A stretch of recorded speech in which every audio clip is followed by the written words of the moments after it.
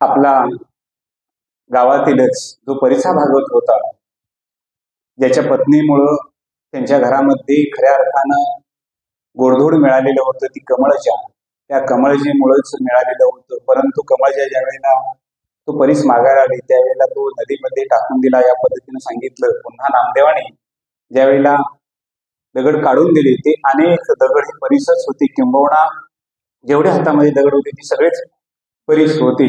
नामदेवांची किमया कळलेली होती. देवाचा साक्षात्कार स्वानुभूतीने घ्यायचा, परंतु रिद्धिसिद्धीचा उपयोग आपल्या संसारामध्ये करायचा नाही. संतांची शिकवण आचरणातून होती. त्याने आचरणातून आपल्याला करून दाखवलेलं होतं की रिद्धिसिद्धी काय असू शकते, परंतु तिला जर लांब ठेवली तरच आपण देवाजवळ जाऊ शकतो. आणि जर रिद्धिसिद्धी आपण प्राप्त करून घेतली तर देवाजवळ आपण जाऊ शकत नाही. किंबहुना देवापासून लांब होण्यासाठी रिद्धिसिद्धी पुढे येतात. नामदेवांचे असे दिवस चाललेले होते आणि नामदेव यांनी अरणभिंडी या ठिकाणी सावता माळींच्या घरी कीर्तनासाठी गेले. अरणभिंडीच्या आजूबाजूच्या भागातील लोक अनेक जण नामदेवांचं कीर्तन ऐकण्यासाठी येत होते. दोघांचं हितगुज झालं आणि कीर्तन उभा राहिलं. अगदी कीर्तन पूर्ण झालं, पहाट आली. जिथं नामा असेल त्याच ठिकाणी नामा काकडा म्हणायचा आणि पुन्हा पुढं दुसऱ्या गावी. अशा पद्धतीनं जवळजवळ 2 दिवस नामदेव हे बाहेर कीर्तनामध्ये होते. इकडं मात्र नारायण, विठोबा, गोविंदा, महादेव जरा बऱ्यापैकी मोठी झालेली होती. आता नारायण आणि विठोबा ही मुलं थोडीशी करती झालेली होती. त्यांना राजाईनं, जनाईनं शिकवायला सुरुवात केलेली होती. व्यवसाय कसा करायचा, कापड कसं आणायचं, इत्यादी इत्यादी. परंतु भांडवल हे नेहमी अपुरंच असायचं, कारण आधीच भांडवलाची तुटपुंजी होती. त्याच्यामध्ये थोडस कुणाकडून तरी उधार उसनवारी घ्यावी, तर नामदेवांच्या स्वभावामुळे खऱ्या अर्थानं कोण उधार पण देत नव्हतं, उसनवारी पण कोण देत नव्हतं. मग मात्र असं वाटायला लागलं की आता काय करायचं, मोठा प्रश्न निर्माण झाला. आणि दुपारच्या वेळेला एक गृहस्थ काही होणांची थैली घेऊन बैलगाडीमधून आला. बैलगाडी दारामध्ये थांबली. आत विचारलं, नामदेव आहेत का? राजाईनं सांगितलं, नाही, 2 दिवसापासून ते बाहेर गेले आहेत कीर्तनासाठी, अजून आलेले नाही. त्यावेळेला तो गृहस्थ आत आला आणि त्याने सांगितलं, वहिनी, मला ओळखला का तुम्ही? मी नामाचा बालमित्र. व्यवसायासाठी मी बाहेर असतो. व्यवसायानिमित्त मी बाहेर अनेक वर्षे पडलो, त्याच्यामुळे त्याची माझी गाठभेट झाली नाही. परंतु अखंड महाराष्ट्रामध्ये नामा हा नावलौकिकाला आलेला आहे. त्याला भेटावं म्हणून मी आलो होतो. त्याला मित्रासाठी काहीतरी द्यावं म्हणून मी थैली आणली. ही थैली आपण ठेवावी. आता चिंता व्यवसायाची होती, पोटायची चिंता होती. आणि त्या गृहस्थानं ती थैली राजाईच्या हातामध्ये दिली आणि सांगितलं की ही थैली ठेवा आणि पुन्हा मी ज्या वेळेला येईल त्यावेळेला नामाशी भेटेन, काही काळजी नसावी. गुळ खोबरं दिलं, पाणी लोटावर प्याले आणि ते गृहस्थ बैलगाडीतून पुन्हा निघून गेले. त्या कोणातून राजाईनं नारायणासाठी व्यवसाय उभा करायचं ठरवलं. त्याच्यातून काही भागातून काही किराणा आणला, त्याच्यातून मुलांना चांगलं चुंगलं खायला चालू केलं. 3 दिवस झाले. 3 दिवसानंतर नामदेव पंढरपुरामध्ये आले. आता नामदेवांच्या सोबत येणारे लोक जे होते ते अगदी दिंडीसारखेच यायचे. किंबहुना नामदेवांचे शब्द आपल्या कानावर सतत पडावे असे लोकांना वाटायचं. त्याच्यामुळे नामदेव ते एकटे कधी नसायचेच, अनेक लोक त्यांच्या सोबत असायचे. ती दिंडीच्या दिंडी पंढरपुरामध्ये आली, रावळामध्ये गेली, देवाचं दर्शन घेतलं. देवाला मनोमन सांगत होते, देवा, गेली 3 दिवस तुझी माझी भेट नाही. मी तुझ्याच भक्ताकडे गेलो होतो. मग मात्र नामदेवांनी देवाचं हितगुज मनामध्ये आहे, ते मनामधलं हितगुज लोकांना सांगायला सुरुवात केली. आषाढी कार्तिकी विसरू नका मज. आणि हे मला कोण सांगता आहे, तर हे हितगुज माझा भगवंत पांडुरंग सांगतो आहे. हे लोकांना सांगितलं आणि नामदेव तिथून दुपारच्या वेळी घरी गेले. घरी गेल्यानंतर नामदेवांना राजाईनं सर्व वृत्तांत सांगितला. मुलांच्या सोबत जेवले नामदेव. थोडीशी वामकुक्षी घ्यावी म्हणून तिथंच थोडेसे पहुडले. तर पहुडल्यानंतर 3 दिवसाचा जवळजवळ प्रवास होता. 3 दिवसाचं जागरण होतं आणि त्याच्यामुळं पडल्या पडल्या झोप लागली. मात्र झोप ही सुषुप्तीची नव्हती, स्वप्नाची नव्हती, परंतु आपण आहे, बसलो आहे आणि समोर कोणीतरी एक ग्रहस्थ आला, बाराबंदी बांधलेली आहे, डोक्याला पागोट घातलेला आहे, धोतर घेऊन, हातामध्ये चंची घेऊन तो पुढे आलेला आहे आणि ती थैली आपल्या घरामध्ये दिलेली आहे. एवढं सगळं काही तो ते दृश्य पाहत होते. आजही आपण पाहू शकतो, मणिवशीची स्वप्निदिशी असं म्हटलं जातं. त्या पद्धतीनं कदाचित सांगितलं पूर्व वृत्तांत नामदेवांना पडल्या पडल्या जागता जवाशी जे येणे भावना भावी जे डोळा लागत ठेवीजी त्याची स्वप्नी, हा या सिद्धांतानं नामदेवांना ते सगळं कळायला लागलं आणि तो ग्रहस्थ नामाला भेटण्यासाठी पुढे सरसावला आणि नामा जागा. थोडा अवधी होता फक्त आणि त्या तेवढ्या अवधीमध्ये नामदेवानी काय समजायचे समजून घेतलं. तिथंच बसून देवाचं स्मरण केलं आणि मुलांना जवळ बोलवलं की मला देवाशिवाय काही गमत नाही, करमत नाही. एवढ्या लहान वयात तुमच्यावर जबाबदारी येते, असे दुःखही वाटतं, परंतु पिढीजात आलेला व्यवसाय आपला आपण सांभाळला पाहिजे. नामदेव सांगत होते, त्यांना नामदेव सुद्धा शिकवत होते. आणि आता नारायण आणि विठोबा दोघ जण वस्त्र कापावं कसं, ते शिवावं कसं, त्याला धागा कसा टोचावा, त्याच्यापासून त्याच्या अलगद बाजूला कसं करावं, त्याची उद्यमी व्यवसाय कसा करावा, त्याचा नफा कसा ठरवावा, तोटा कसा ठरवावा, त्याचं सर्व ज्ञान खऱ्या अर्थानं तिथं द्यायला सुरुवात केलेली होती. आणि ते मुलंही गुणग्राहक होती, त्यांनी सुद्धा ते ज्ञान आत्मसात करायला चालू केली होती. जना सुद्धा त्यांना सोबतीला होती. आता नामदेवांना थोडं बरं वाटत होतं, कारण बऱ्यापैकी संसाराची आपली जबाबदारी, कुटुंबाची आपल्या जबाबदारी थोडीशी मुलं हातभार लावल्यामुळं थोडीशी वाढत होती. कार्तिक वारी पुढे आलेली होती. कार्तिक वारीच्या वेळेला सगळेच संत या महाराष्ट्रातील ते एकत्र जमा झाले होते. त्याचा सावता आला होता. त्याच्यानंतर तेरडूक येऊन गोरोबा काका आलेले होते. एवढंच नाही तर चोखा आलेला होता, बंका आला होता, राखा आला होता, सोयरा आलेले होते. हे सगळेचे सगळे आलेले होते आणि सगळेजण एकच चिंतन करत होते. त्या रावळामध्ये एकच वाट बघत होते. ते म्हणत होते की आता आज या वारीला आपल्याला पुढं कोणीतरी निरोप दिलेला आहे. निवृत्ती ज्ञानदेव सोपान आणि मुक्ताई ही आळंदीहून चारी भावंड आज आपल्याकडे येत आहेत. फारसं नामदेवाने तिकडे काही लक्ष दिलं नाही, परंतु यांच्यामध्ये मात्र ती चळवळ चालू होती की ते येत आहेत, आपण गेलं पाहिजे. विशीपर्यंत सगळे गेले. विशीपासून आलं तोपर्यंत नामदेवांचं कीर्तन वाळवंटात उभा राहिलेलं होतं. वाळवंटामध्ये कीर्तन इतकं जयघोष करत होतं, अगदी गगन चुंबी आकाशापर्यंत जाणाऱ्या त्यांच्या आवाजानं आणि भगवत भक्तीच्या स्मरणानं सगळेजण मंत्रमुग्ध झालेले होते. आणि निवृत्ती ज्ञानदेव सोपान मुक्ताना घेऊन ही सर्व संत मंडळी रावळामध्ये आलेले होते. आणि तिथं येऊन दर्शन घेऊन ते पुन्हा चंद्रभागेच्या वाळवंटामध्ये गेले आणि नामदेवांचे कीर्तन ऐकण्यासाठी सगळे मंत्रमुग्ध झाले. कीर्तन रंगात आलं. कीर्तनाचा रंग वाढलेला होता. याच्यामध्ये सर्वच प्रकारचे, एवढंच नाही तर सर्व जातीचे लोक एकत्र आलेले होते. सर्व जाती धर्माचे लोक एकत्र आलेले होते. सुरुधानाम स्रोतानाम असं लोक म्हटलं जातं की हृदयामध्ये हृदय मिलन झालं की तिथं एक सात्विक आणि सोज्वळपणाचा एक धर्म जागा होतो. त्या धर्माच्या ठिकाणी जात भेद लिंग याच्या काही सीमा राहत नाहीत. हा धर्म त्यांच्याजवळ जागृत झालेला होता आणि सगळेच अगदी बसलेले होते. आता मात्र नामदेवांचं कीर्तन झालं. नामदेव हातामध्ये चिपळ्या आहेत, एका बाजूला विणा आहे आणि भावमुद्रेमध्ये भगवंताशी एकरूप झालेला नामा लोकांच्याकडे बघत होते. लोक यायचे, दर्शन घ्यायचे, तिथून निघून जायचे, यायचे, दर्शन घ्यायचे, निघून जायचे. प्रत्येकाच्या ठिकाणी दर्शन होतं, निघून जाणं होतं. काही संत मंडळी पुढे आली. नामाला आज बघायचा होता हे ज्ञानोबांना सुद्धा माहिती होतं की आज आपल्याला नामदेवासारखा ज्याच्या हातून भगवंतानं घास घ्यावा असा एक सगुण भक्तीत रमलेला भक्त, त्याची उरावरी आपल्याला भेट होणार आहे हे ज्ञानदेवांना माहिती होतं. म्हणून ते उत्सुकतेनं पुढे सरकत होते आणि चारी भावंड पुढे आली. आता पुढे आल्यानंतर तिथं गोरोबाने नमस्कार केला, ती बाजूलाच झाली. सावताने नमस्कार केला, चोखानं, बंकानं, स्वराबाईनं, राखाबंकाने नमस्कार केला. ते पुढे सरकत गेले आणि आता आले निवृत्ती दादाने नमस्कार केला. तिथून ते बाजूला झाले. ज्ञानदेवाने नमस्कार केला, सोपानं नमस्कार केला. मुक्ता मात्र बघतच उभा राहिली. तिला काहीच कळत नव्हतं काय करायचं, परंतु ती बघितलं तिने, थोडीशी हसली, तशीच बाजूला झाली. जे पाठीमागून दर्शन घेणारे होते ते दर्शन घेऊ लागले. त्यावेळा अगदी निवृत्तीनाथांनी नजरेनंच मुक्ताला सांगितलं, अगं मुक्ते काय करतेस, आपला धर्म काय आहे की उच्च नीच हा भेदभाव आपल्याकडे नाही. तू नामदेवाचं दर्शन घेतलं नाहीस. अगं त्याच्या हातून देवानं घास घेतलेलं आहे, त्याच्या नैवेद्य खाल्लेलं आहे तू त्याच्यावर बोलतोय, त्याच्यावर तू त्याचं दर्शन घेतलं नाहीस. त्यावेळेला मुक्ताईनं सांगितलं, दादा मी दर्शन घेतलं असतं रे, परंतु मी दर्शन कोणाचे घेऊ, कारण याच्याजवळ अजून मीपणा आहे आणि मीपणाला दर्शन घेता येत नाही, आणि मीपणाचं दर्शन घेतलं तर दर्शन घेणाऱ्यालाही तसं होईल, म्हणून मी दर्शन घेतलं नाही.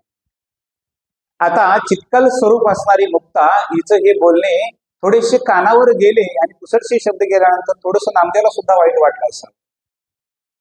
नामदेव पुढे झाले आणि सगळे रावळामध्ये गेले. एकादशीचा दिवस, रात्री एकादशीला कीर्तन पुन्हा नामदेवाचं चालू झालं. रात्र अखंड संपली.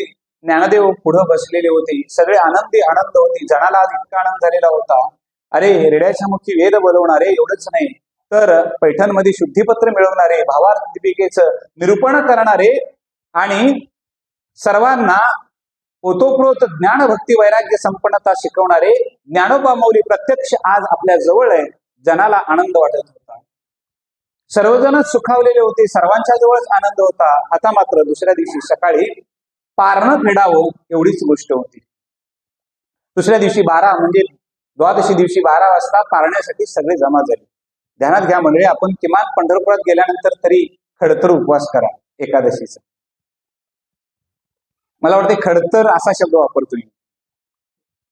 पंढरपुरात किमान गेलं तर राहू दे, आपल्याला जमत नाही आणि शक्य असं काहीच नाही. लक्षात घ्या, म्हणजे मी अगदी मोठा बडेजाव करतोय वगैरे सांगतोय असं काहीच नाही. लक्षात घ्या, मी अगदी सामान्य आहे, साधा आहे आणि तुमच्या मधला आहे. मी काय फार कुठून तरी मुंबई पुण्यातून आलो, मी कथा सांगायला आलो. मी गेल्यानंतर तुम्ही मला काय प्रश्न विचारणार, त्याचा माझा तुमचा काय संबंध असणार असं काही. मी आश्रम माझा कायम खुला आहे, म्हणजे तिथे येऊन स्त्रिया, पुरुष, महिला, मुली कोण कोण येतात मला काही प्रश्न विचारतात. लक्षात, मला कधी काही त्याचं वाटत नाही, कारण आवडतं मला की बाबा त्यांच्या प्रश्नाला उत्तर देण्यासाठी मलाही आवडतं, कारण ज्ञानाची उजळणी त्यावेळेला होत असते. लक्षात, एकादशीचा आपला दिवस आहे, आपला सप्ताहाचा दिवस आहे, त्या दिवशी तरी बघा निरंकार उपवास करून. निरंकार म्हणजे काहीच खायचं नाही. जर शक्य झालं तर फक्त दिवसभर ताक प्या. ताक पिऊन दिवसभर उपवास करून बघा, हे शक्य आहे. माझी आता येणारी 11वी एकादश आहे. माझी 11वी एकादश आहे उद्याची. म्हणजे गेल्या 10 एकादशीला मी फक्त ताक पितोय, दुसरं काहीच नाही. कीर्तन माझं आहेच प्रत्येक एकादशीला. लक्षात घ्या, प्रवास आहेच रोजचं शिकवणं आहेच, सगळं जे नित्याच आहे. पण कधी मला कंटाळा आला नाही आणि थकल्यासारखं वाटलं नाही, किंवा कीर्तन झाले बाबा आता धरून बसवा खाली, महाराज आता भेंडाळलं, असं काही कधीच झालं नाही. म्हणजे 11वी एकादशी नाही, 10 एकादशीला तरी झालं नाही. तुम्ही एकदा अनुभव घेऊन बघा. चित्तशुद्धीसाठी नामस्मरण, तसं शरीर शुद्धीसाठी उपवास, हे तरी करून बघा. नाहीतर आम्ही पंढरपुरामध्ये गेलो की सकाळच्या वेळेला ग्लासभर दही खायचं. आपल्याकडे कुठं दही लावतोय आपण, आम्हाला कुठं सवय आहे दही लावायची. मग तिथं ते भांड्यातलं अगदी दही बघितले की इच्छा होते दही खायचं. 9 वाजता लस्सी प्यायची, 10 वाजता चिप्स खायचे, 12 वाजता शाबू वडे खायचे आणि 2 वाजता फराळ करायचा. तिथे गेल्यानंतर नेमकं करतोय काय आम्ही? विधी तो हरिकथा हा शब्द आहे. विधी तो हरिकथा. तिथे इतके विद्वान मंडळी आहेत, इतके विद्वान मंडळींचे आश्रम आहेत, मठ आहेत. त्या ठिकाणी आपण जावं, ऐकावं आणि आपली चाचपणी करून यावं. याच्यासाठी पंढरपुरात जावं. ध्यानात घ्या, भूवैकुंठ आहे. तिथं भगवंताला कोण आवडतो? उपवास करणारा आवडतो. उपवासाची मेनू करणारा आवडत नाही. ध्यानात घ्या. आणि इथं पारणं दुसऱ्या दिवशी 12 वाजता. पारणं सोडण्यासाठी जनाईनं सगळ्यांनाच आमंत्रण केलं आणि सगळेच मंडळी जनाईच्या आमंत्रणाला होकार देऊन नामदेवाच्या ओटीवर सगळेच संत मंडळी सकाळच्या वेळी जमा झाली. नामदेव सुद्धा होते, परंतु फारसं काही आता देव माझ्याबरोबर बोलतोय म्हटल्यानंतर इतरांना काही विचारायची गरज नाही. खऱ्या अर्थानं गुरूंचा पाठिंबा नसेल किंवा गुरु उपदेश नसेल आणि जर ज्ञान झालं असेल तर नामदेवासारखी आमची अवस्था करायला जास्त वेळ लागत नाही. लक्षात घ्या, कुणालाच जुमानत नाही. चला असू दे, माझ्यासारखा एवढा कोण विद्वान नाही, त्याच्यामुळे काय दुसरं कोण काय सांगतोय, तो काय सांगतोय, हा काय सांगतोय, मी सांगतोय तेच बरोबर आहे आणि मी सांगतोय तसंच वागायचं. आणि शेवट असा होतोय की मी सांगतोय ते सगळं चुकीचं आहे, लोकांनी सांगितलं की मग वाटतं अरे रे आपलं सगळं चुकलं वाटतं पहिल्यापासून. त्यावेळेला वेळ गेलेली असते. नामदेवाची वेळ आता आलेली होती. त्याच्यामुळं नामदेवाच्या ओटीवर सगळेच बसलेले होते. आता स्वयंपाक, रांधणं, राजाई, आऊ आणि जनाचं चाललेलं होतं. नारायणाने विठोबा हा पंक्तीसाठी पात्र टाकण्यासाठी तयार झालेले होते. ती 2 छोटी छोटी मुलं होती, ती त्यांना मदत करणारी होती. आणि एवढ्यात बसल्या बसल्या काही हितगुज चालू झालं, हृदयाचं हृदय मिलन चालू झालं. आज धन्यता वाटायला लागली की महाविष्णूचा अवतार असणारा ज्ञानदेव सुद्धा आपल्या सोबत आहे. लोकांना वाटायला लागलं काय धन्यता आहे, काय धन्यता आहे. म्हणजे एखाद्या योग्याला सुद्धा आपलंसं करणारी व्यक्ती आपल्या सोबत आहे. धन्यता वाटायला. प्रत्येक जण प्रेमाश्रू ढाळत होता, प्रत्येक जण ज्ञानदेवांना डोळे भरून बघत होता. आणि एवढ्यात मुक्ता तिथं बसलेली होती. ती मुक्ता सहज बोलता बोलता गुरुबांना म्हणाली, काका ऐकलत का, तुम्ही कुंभार आहात होय, कुलालाचे कुळी जन्मलेशी शरीर, मृत्तिके माझारी नाचत असे गोरा कुंभार सांगायला लागला. मग म्हणले एक आमचं काम करा. काय काम आहे मुक्ताई बोला. ज्ञानाचा परिणाम काय असतो बघा. मुक्ताई काय बोला, किती वयानं लहान, सगळ्यात जुनाट पुरुष म्हणून त्या कालच्या 12व्या शतकातील संतांच्या चरित्र मालिकेमध्ये सर्वात जुनाट पुरुष कोण तर गोरोबा असं नाव आहे. आणि ते गोरोबा म्हणजे सगळ्यात वडीलधारी म्हणा. आणि ते मुक्ताला म्हणतात काय मुक्ताई बोला. मुक्ताई सांगायला लागली, हे बघा तुमच्याकडं थापट नसतं, त्या थापटण्यानं तुम्ही बघताय. काय बघताय तर कच्च आणि पक्क मडकं. जे बदबदतं ते कच्चं असं तुम्ही ठरवता आणि जे टन्न वाजतं ते पक्क झालं असं ठरवता. हो मुक्ता तुम्हाला माहितच आहे सगळं, मी कशाला नाही सांगायला पाहिजे. नाही त्याचाच आज वापर करायला पाहिजे, कारण तुमच्याजवळ अनुभवाचं थापट नाही. त्या अनुभवाच्या थापटण्यानं आम्ही जे बसलो आहोत यांच्यामध्ये आमच्यातले भाजलंय कोण आणि अजून कच्चं कोण आहे हे जर तुम्ही बघितलं तर आणि आम्हाला सांगितलं तर बरं. बरोबर तसेच लगबग आता जो नित्याचा व्यवहार आपला असतो तो नित्याचा व्यवहार एखाद्याने सांगितला की लगेच उठून आपण तो करायला जातो. लक्षात घ्या. आणि कधीच व्यवहार नाही केला तर आपल्याला अडचण येते. जसं आपल्या घरामध्ये एखादा नवीन पाहुणा शहरातला यावा आणि ग्रामीण भागातलाही पाहुणा, 2 पाहुणे आलेले आहेत. एकाच वेळेला दोघांना खुर्ची बसवलेलं आहे, समोरच्या बाजूला जनावरं बांधलेली आहेत आणि अगदी 11ची वेळ आहे. आता जेवणासाठी आत स्वयंपाक चालू झालेला आहे आणि तो घर मालक थोडासा बाहेर कुठेतरी गेला. त्यावेळेला मात्र जनावर पुढं हलतायत हे दिसल्यानंतर त्यातला कोणता माणूस उठून बाहेर जाईल? खेड्यातला माणूस उठून बाहेर जाईल. तो म्हणणार की त्यांना आता वैरणीची गरज आहे. तो तिथली पेंडी काढेल, ती सोडेल आणि 2 जनावर 4 जनावर असतील त्याच्या पुढ्यात टाकेल आणि निवांत घेऊन बसेल. आणि हे सगळं बघत कोण बसेल? तिने बघण्याचंच काम करायचं असतं, दुसरं काय करायचं असतं. लक्षात घ्या. ते बघत बसेल. याचा अर्थ मी त्यांना नावं ठेवतोय असं नाही, अनुभव नाही.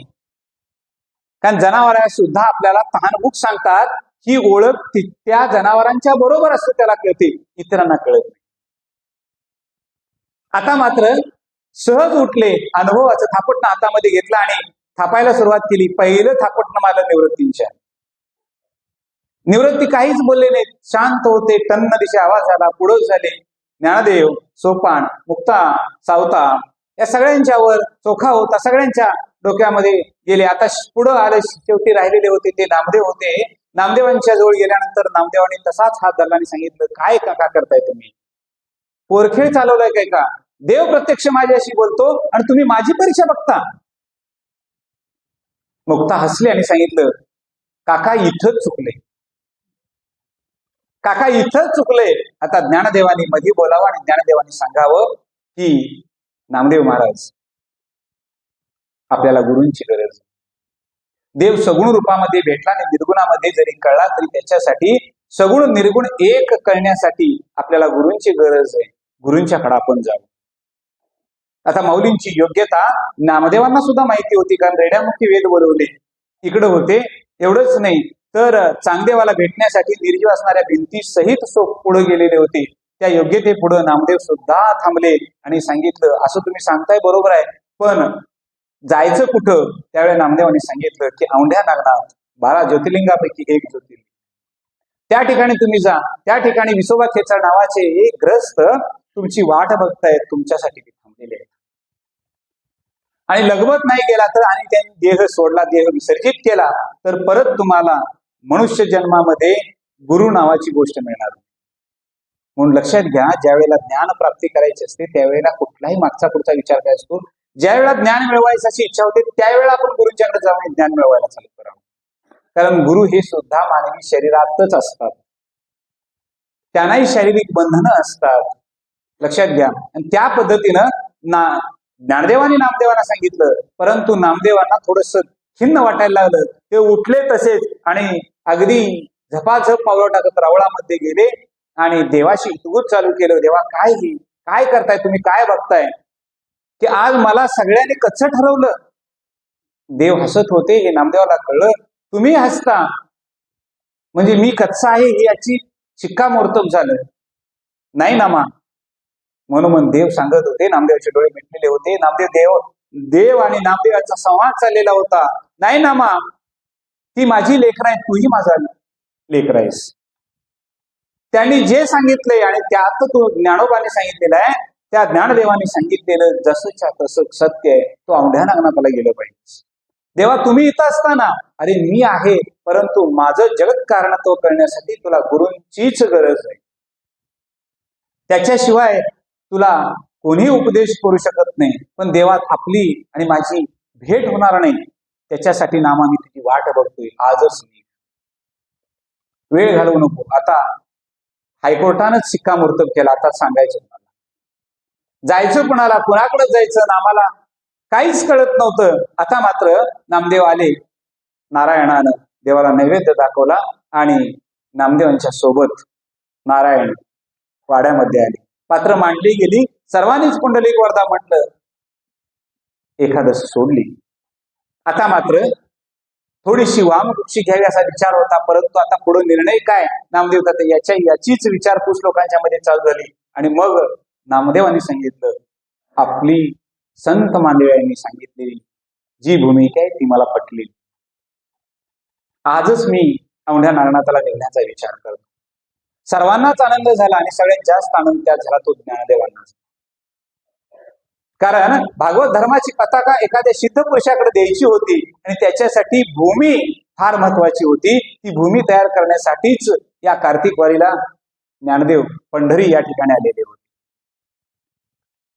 अगदी पंढरीच्या विशीपर्यंत निवृत्ती ज्ञानदेव सोपान मुक्तांना सोडण्यासाठी अनेक संत म्हणजे पुढे गेले. नामदेव होते, नामदेवांनी सुद्धा तिथपर्यंत नेऊन सोडलं आणि पूर्वेकडचा भाग पादाक्रांत करत मजल करत नामदेवांचं स्वतःच कोणालाही न घेता फक्त भगवंताचं नाव सोबत विण्यावर झंकार आणि चिपळ्यांचा कल्लोळ मनामध्ये साठलेला घेऊन हे नामदेव औंढ्या नागनाथाकडे चालले.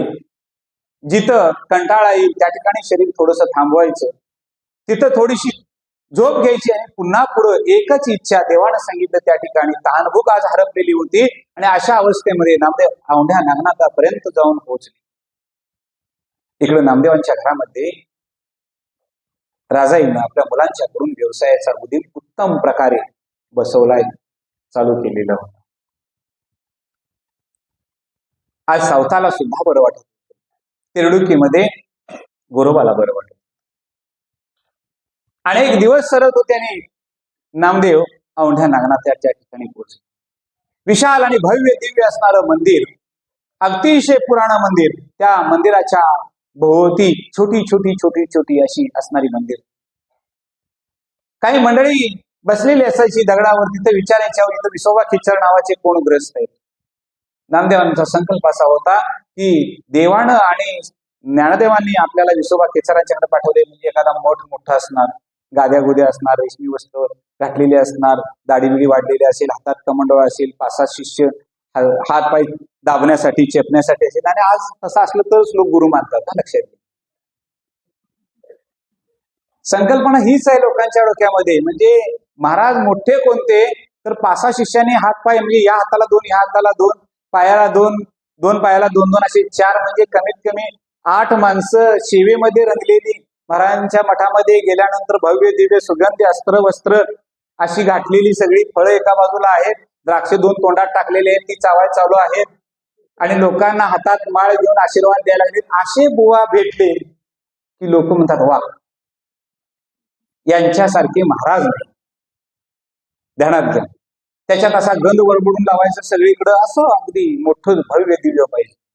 असे महाराज असले की खरोखर म्हणजे मला पण महाराज म्हणत नाही, ते मी स्वतःला महाराज म्हणत नाही, त्यावर काय प्रश्नच नाही. म्हणजे आता 6:30 पोळी बघितला असता तर 5-6 पोरांच्या जवळ मी होतो, तिथं पेपर जमा करायला. कुठला महाराज काय असतोय? महाराज कुठला पेपर गोळा करतोय?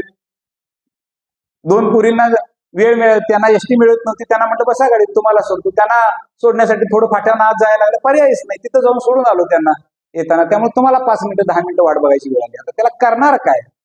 मग असा कुठं महाराज असतोय? तिथनं वाजत गाजत नाही पाहिजे,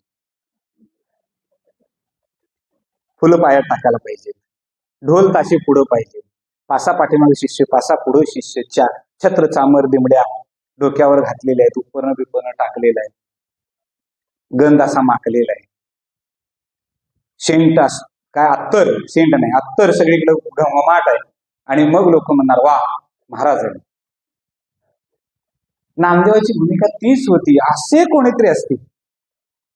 लोकांना विचारले विसोबा खेचर नाव, ते म्हणले विसोबा खेचर वगैरे आम्हाला कोण माहित नाही, पण एक ग्रहस्थ वयोवृद्ध मनुष्य अनेक दिवसापासून या मंदिरात येऊन राहिलाय. त्यानं कधी आम्हाला नाव सांगितलं नाही, काहीच नाही. तो येऊन पडलेला इथं असतो, भूक लागली की भिक्षांना मागायसाठी बाहेर येतो आणि पुन्हा जाऊन मंदिरात बसतो. याच्या पलीकडे आम्हाला कोण माहिती नाही. मग यांना वाटायला असेल कोणीतरी, त्यांना तरी विचारू.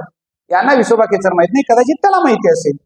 नामदेव आत गेले, पायऱ्या चढून आत गेल्यानंतर त्यांनी बघितलं तर कुठं खांबाला टेकून बसलेले कुठं आहेत का, कुठे कोणी नाही.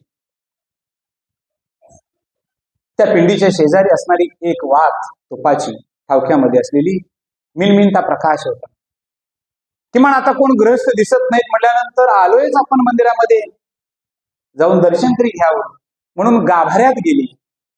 आणि गाभाऱ्यात गेल्यानंतर त्यांच्या लक्षात आलं, अरे या प्रकाशानं बाहेरून काही दिसत नाही, पण आत आल्यानंतर त्यांनी विचित्र स्वरूप बघितलं. एका कोपऱ्यामध्ये काही वस्त्र आहेत, त्याला पाठ टेकवलेले, दाढी वाढलेली, केस वाढलेले, केसांच्या जटा संभार झालेले, ते बरेच दिवस उचललेले, कमरेला गुडघ्यापर्यंत धोतर खोचलेलं आहे, अंगामध्ये काही नाही, जानव गळ्यामध्ये, माळा तुळशीची गळ्यामध्ये, आणि असा काहीतरी पुटपुटतं एवढंच दिसतंय.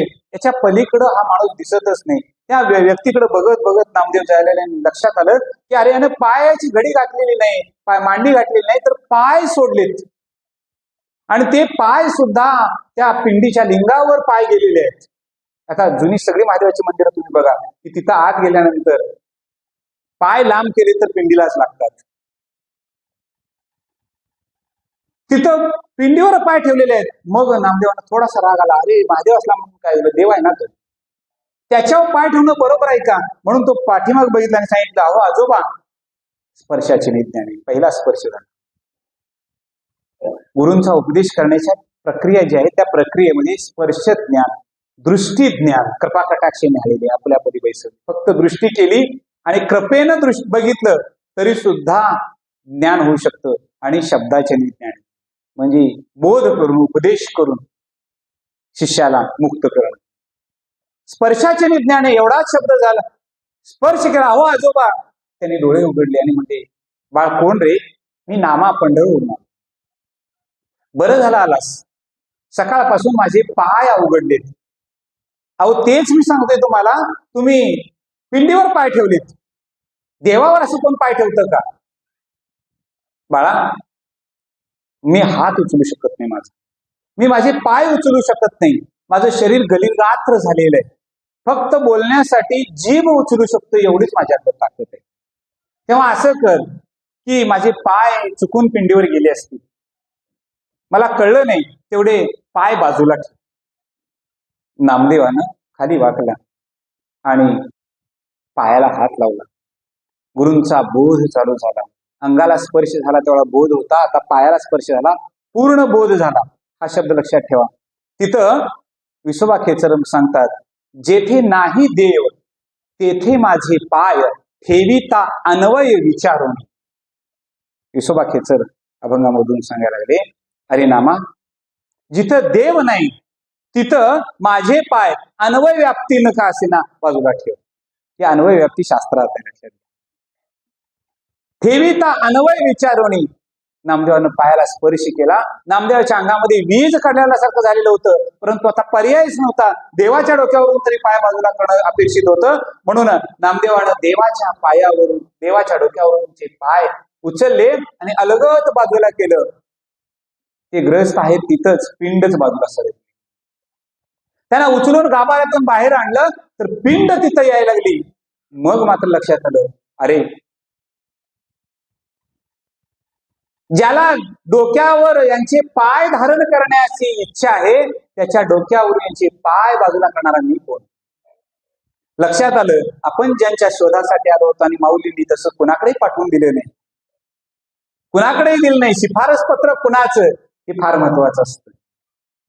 एक लक्षात घ्या, मार्गदर्शक आयुष्यात कोण तुमच्या? योग्य मार्गदर्शक भेटला तर फक्त 5 शिल्लक राहतात आणि 100 मरतात. फक्त मार्गदर्शक योग्य असावा. त्यांना माहित होतं 5 मला राखायचंय, 100 घालवायचंय. मार्गदर्शक. आणि दुसरा मार्गदर्शक होता, 5 गेले तरी संपवायचे लवकरात लवकर, फक्त माझे 100 वाचवायचे शकुनी. तो 100 वाचवायसाठी प्रयत्न करालता आणि हा एकटा श्रीकृष्ण 5 वाचवायसाठी प्रयत्न करालता. 5 वाचवलं, सगळे संपवले. मार्गदर्शक कोण? इथं मार्गदर्शक ज्ञानदेवांच्या सारखा भेटला होता, त्यांचं शिफारस पत्र होतं. ते म्हणले आता तसं नाही. त्यांनी दंडवत घातला, दंडवत आचार्य दंडवत घातला आणि सांगितलं माझं चुकलं बाबा. मग मात्र पाय जवळ घेतली, नामाला जवळ घेतला आणि नामाला सांगायला लागले, अरे नामदेवा, तुझीच मी वाट बघत. इच्छित कार्य शेवटचं माऊलींचं माझ्या हातून करायचं होतं म्हणून मी थांबलो. अरे ती माऊली म्हणजे काय? योगाचं सामर्थ्य त्यांच्याजवळ. त्यांना मांड भाजण्यासाठी खापराचा तुकडा मिळू नये म्हणून मीच कुंभारवाड्यामध्ये दम दिला होता. एवढंच नाही तर कुंभारवाड्यातून नेलेलं खापराचा तुकडा सुद्धा मी फोडून टाकला. त्यांना खापराची काय गरज आहे? साधनांच्या पलीकडे गेलेल्या माऊली, त्यांच्यासाठी मी थांबलो. मी पूर्वजन्मीचा, पूर्व काळाचा विसोबासाठी शुद्धीपत्र मिळू नये म्हणून मीच प्रयत्न केला. त्यांच्या आई वडिलांना देहांत प्रायश्चित द्यायला लावणारा मीच होतो. परंतु त्यावेळेला योग्यता कळली नाही ना. आज त्यांची योग्यता कळली. त्यांचाच आशीर्वाद घेऊन, त्यांच्याच शब्दाला मान देऊन मी आज इथे येऊन थांबलो. माझं धन्यता झाली. आज तुला भेटायचं होतं, तुला भेटण्यापर्यंत माझा अवतार कार्य होतं. आता मला पुढे राहण्याची इच्छा नाही, मी तुझीच वाट बघत. नामदेवाला थोडस वाईट वाटायला लागलं. परंतु सगुणामध्ये निर्गुण आणि निर्गुणामध्ये सगुण पाहणं एवढंच नाही, सर्व चराचरामध्ये ईश्वराचं तत्व पाहणं हा उपदेश खेचरांनी नामदेवांना करायला सुरुवात केली. उपदेश झाला, अनेक दिवस तिथं राहणं झालं आणि गुरूंची आज्ञा घेऊन नामदेव पुन्हा पाठीमागे. दर मजल करत पाठीमागे यायचं, याच्यासाठी बराच कालावधीमध्ये गेलेला होता. अनेक महिने याच्यामध्ये गेलेले होते. आणि आता पुन्हा कार्तिकी दुसरी येणार होती. त्या पुन्हा कार्तिकीसाठी सगळेजण जमणार होते. नामदेवांना आज आनंद झालेला होता. वा, आज गुरु भेटीनंतर पुन्हा संत भेट. म्हणून एक जागृत अवस्था घेऊन नामदेव पंढरीच्या दिशेने चालले. दिंडीच्या दिंड्या वारीसाठी पंढरीमध्ये जमा होत होत्या, यायला लागलेल्या होत्या. एकामागून एक संत यायला लागलेले होते. आज नामदेव घरामध्ये आले आणि त्यांना बघितल्यानंतर राजाई आत गेली. तिनं निरंजन आणलं आणि निरंजनानं त्यांना ओवाळलं. जना पुढे झाली. आपल्या गुरुरायाला ओवाळताना जनाईनं ज्यावेळेला पायाला स्पर्श केला, त्यावेळेला जनाईच्या लक्षात आलं नामदेव आतून बाहेरून बदलला. आमूलाग्र झालेला बदल फक्त जनालाच कळला. पुढं गोविंदा, नारायण, विठोबा, गोविंदा आणि महादेव, लिंबा यांनी सर्वांनीच नामदेवांचं दर्शन घेतलं. आज वाट बघत होती संत येतील, संत येतील. दशमीचा दिवस आला आणि दशमीच्या दिवशी सगळे संत मंडळी पुन्हा रावळामध्ये भगवंताचं दर्शन घेतलं. दर्शन घेताना आज भगवंताला सुद्धा स्मित हास्य करावं असं वाटलं. नामदेवानं ओळखलं. सर्व उराउरी भेटले. आज नामदेवांच्या पाया पडणाऱ्यापेक्षा नामदेव आज पाया पडतो. आज प्रत्येक जण यायचा, नामदेवांचं दर्शन घ्यायचा, पुन्हा नामदेव पाया पडायची, पुन्हा पुढे जायची, पुन्हा पाया पडायचे. प्रत्येक जण नामदेवांच्या पाया पडायचे आणि नामदेव स्वतः प्रत्येकाच्या पाया पडायचे. आम्ही थोडेसे महाराज झालो तर आम्ही कोणाच्या पाया पडत नाही. लक्षात आमचं संत कशाला दुसऱ्याच सांगायचं. लक्षात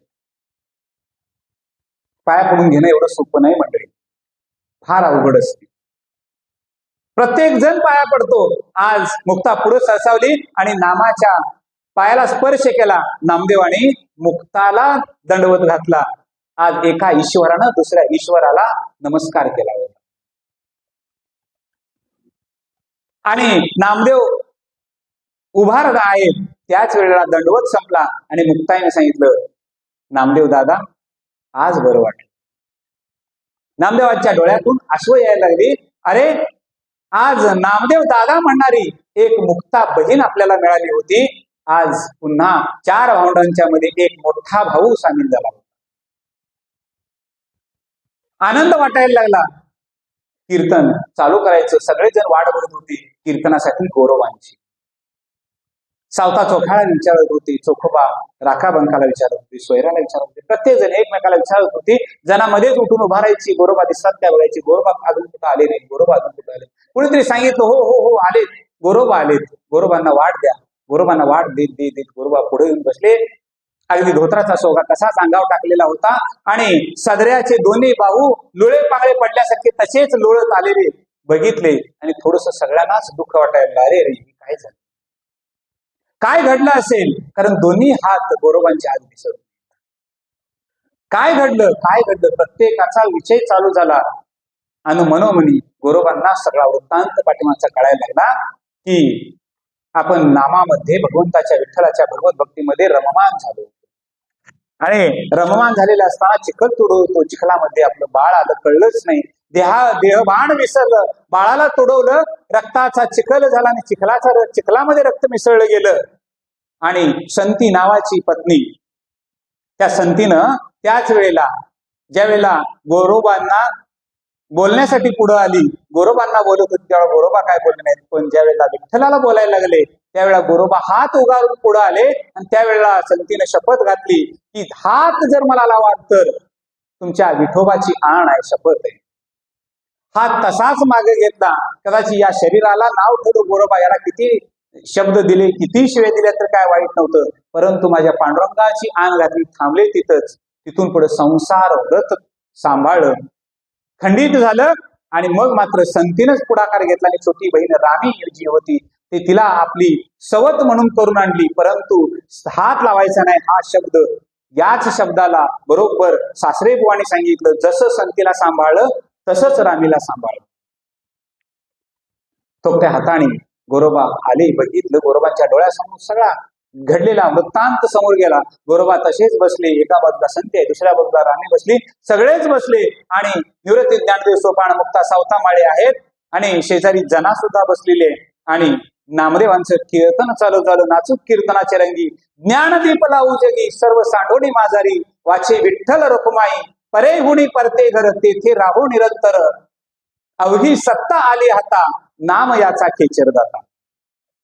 नामदेवांचा अभंग गायला गेला आणि लोकांच्या लक्षात आलं आतापर्यंत नामा म्हणे होतं, आता तिथं नाम याचा खेचर शब्द यायला लागले. गुरूंचे शब्द तिथे यायला लागले. धन्यता वाटायला लागली. कीर्तन ही कला नसून ते एक सर्व मोठं अज्ञानाचं निवृत्त करून ज्ञानदानाचं काम नामदेव करत होते. रात्रीची वेळ वाढत होती आणि सकाळचा प्रहर झाला. एकादश आली. एकादशीचा दिवस चालू झाला. नामदेवाचं कीर्तन अखंड अखंड अखंड. काही जण म्हणायचे ज्ञानदेवांना बोलावं, ज्ञानदेवांचं प्रवचन ऐकावं, पुन्हा नामदेवांचे कीर्तन ऐकावं. म्हणजे ज्याला आपण अमृतमय ठेवा असं म्हणतो की कंटाळाच येऊ नये, शब्द ऐकताना कंटाळाच येऊ नये, संपूच नाही असं वाटावं, अशी लोकांची एक भूमिका तयार झाली आणि लोक ऐकतच ऐकतच ऐकतच बसायला लागले. एकादशीची रात्रीची वेळ पुन्हा नामदेवांचे कीर्तन उभा राहिले. कीर्तन उभा राहिल्यानंतर लोकांच्या लक्षात आला, अरे देवाला सुद्धा ते कीर्तन आवडतं. नामदेव कीर्तन करी, पुढे नाचे पांडुरंग. पुढं भगवंत नाचायला लागला. मात्र जनीला थांबवलं नाही. जनीनं सांगितलं, जनी म्हणे ज्ञानदेवा बोला अभंग. जनाबाईने ज्ञानदेवांना सांगितलं आपण अभंग सांगावा आणि निरूपण कोणी करावं? नामदेवांनी करावं. इच्छा द्वेषाच्या पलीकडे जाऊन कर्मयोग आपण सिद्धता कर्मयोगाची बांधू शकतो हे नामदेवांनी सांगायला सुरुवात केली आणि त्या कीर्तनामध्ये पुन्हा गोरोबा काकांना हात मिळाले, मूल मिळालं. संसार नेटका चालू झाला. द्वादशीचं पारणं पुन्हा नामदेवाच्या घरामध्ये. आज नामा स्वतः सगळ्यांना वाढायला होता, सगळ्यांना पुढं वाढत होता. लक्षात घ्या, वाढणं, पत्राळा काढणं हे सगळं चाललेलं होतं. आज थोडीशी ऐश्वर संपत्ता ज्याला म्हणतो आपण किंवा संपत्ती म्हणतो ती थोडीशी घरामध्ये स्थिरावलेली होती. आज नारायण आणि विठोबा बाजारहाट करत होते. घरामध्ये कच्चा माल तयार करण्याचं काम, कपडे शिवण्याचं काम या तिघी करत होत्या आणि बाजारामध्ये विकण्याचं दोघं जण काम करत होते. दोन्ही बाजूनं घरामध्ये थोडीशी धन दौलत येत होती. थोडंसं ऐश्वर आलं, पण ऐश्वर सुद्धा एकट्यानं उपभोगायचं नाही, ते सर्वांना वाटून खायचं. या नियमानं सर्वांना जेवण झालं, सर्वजण मंत्रमुग्ध झाले. आता द्वादशीच्या दुपारच्या वेळेला निघण्याची वेळ झाली आणि निघण्याच्या वेळेला पुन्हा रावळामध्ये सगळं संत मंडळी जमा झाले. आज निवृत्ती ज्ञानदेव सोपान फक्त आळंदीकडे जाणार आहेत. रावळामध्ये गेले, देवाचं दर्शन घेतलं आणि देवांना ज्ञानदेव सांगतायत की देवा, आजपर्यंत मी तुमच्याकडे काहीच मागितलं नाही. तेव्हा तीर्थयात्रा करावीशी मला वाटते, पण त्या तीर्थयात्रेमध्ये मला नामदेवाची साथ आहे. देवानं सांगितलं हो, का नाही, जा ना घेऊन. नामदेवाने मनोमन ओळखलं. नामदेव म्हणाले, मी तुला सोडून आणि किती दिवस, कशासाठी जायचं? नामा, ज्ञाना सांगतो ना, मग गेलं पाहिजे. हो देवा, जाईल. एकमेकांना एक वचन दिलं आणि जाऊ असा विचार केला. निवृत्ती ज्ञानदेव सोपान मुक्त आळंदीच्या दिशेने गेले. हे सर्वजण गेले. दुपारची वेळ तळून गेली, तिनिसांची वेळ आली आणि अनेक वारकरी आलेले जे होते ते वाळवंटामध्ये जमले. नामदेवांचं कीर्तन चालू झालं. कीर्तन चालू झालं, कीर्तन संपलं, पंक्ती चालू झाल्या आणि त्या पंक्तीसाठी केलेल्या पोळ्या होत्या. नैवेद्याचं ताट दाखवण्यासाठी नामदेव पुढे झाले. चंद्रभागेमध्ये पाणी घेतलं आणि पाठीमागं फिरता तर ताटामध्ये असणाऱ्या पोळ्यांचा नैवेद्य कुत्र्यानं घेतला आणि पळून जायला लागलं. नामदेवानं पळत गेला आणि तुपाची वाटी त्या पात्रामध्ये होती ती उचलली आणि सांगितलं, अरे थांब, अरे थांब, जर तशी पोळी खाशील तर तुला विकार होईल, पोट दुखेल तुझं, त्याला मी तूप लावतो, मग तू पोळी खा. देवानं केलेला साक्षात्कार होता. जरा मनोमन आनंदित होती. आजपर्यंत तुझा भाव द्वैत करणारा, जीवाजीवामध्ये भेद पाहणारा नामदेव आज निर्गुणामध्ये एकरूप झालेला होता. सर्व जीवसृष्टीमध्ये असणारा ओतप्रोत पांडुरंग आज नामदेवाला भेटलेला होता. नामदेव आनंदी आनंद होता, आनंदी आनंद होता, आनंदी आनंद. कुंडलिक वरदारी विठ्ठल.